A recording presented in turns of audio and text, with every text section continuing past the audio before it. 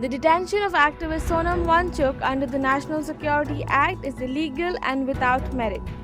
His wife Gitanjali Angmo has alleged and accused the union government of adapting delay tactics in court proceedings.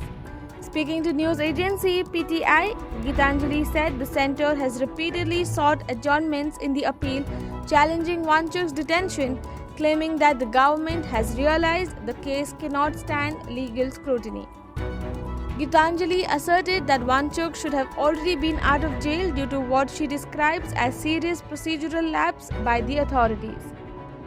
The violence had erupted in Leh on September 24th during protests demanding statehood for Ladakh and its inclusion under the 6th schedule of the constitution, during which police firing left 4 people dead and Wangchuk was arrested 2 days later and shifted to a jail in Jodhpur, Rajasthan.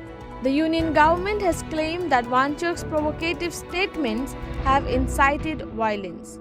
Gitanjali has challenged the detention before the Supreme Court, alleging that it was based on stale and irrelevant FIRs, several of which did not even name Wangchuk.